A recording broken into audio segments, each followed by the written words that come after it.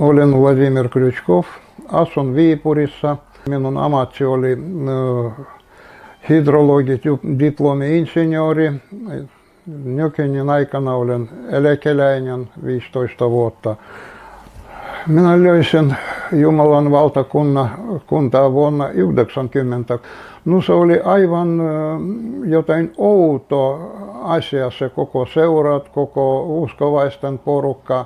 Uskovaisia oli kuin joku kuoro. He laulavat hyvin hienosti ja jäi mielessä vain laulu. Sana synti oli hyvin tuttu, mutta se sisävyys, se ymmärrys oli vähän erilainen.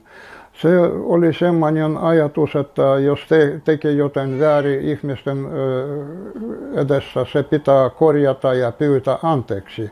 Se oli ihmisten keskellä, ihmisten välit, ei mitään muu. Ja eräs ihminen, venäläinen ihminen, joka auttoi, se järjestää se seurat, kerralla pyysin minua antaa vuokraksi se asunto, missä mahdollista järjestää seurat. Ja ensimmäiset seurat, me olimme keittiössä vaimon kanssa ja Voitto Savela tuli meidän luo ja kovasti lämpimästi kutsui kuunnella, mitä he yrittävät sanoa sen seurassa. No ei se ollut ikinä kuunnellen mitään tästä asiasta.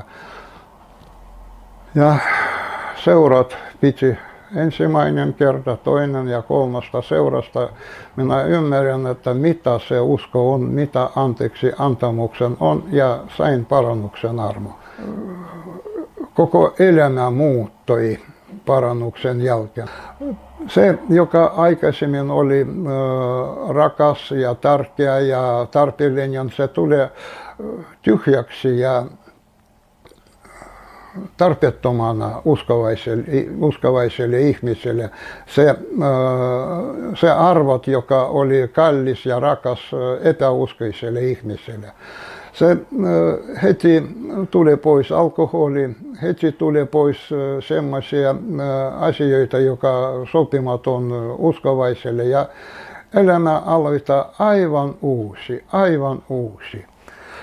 Se pitää kiirehtiä tehdä parannuksen ja etsiä Jumalan valtakuntaa ja tehdä parannuksen, koska Jumalan valtakunnassa me saimme iankaikkisen elämän toivoa ja se on kalliimpi kuin se, mitä maailma voi tarjota ihmisille.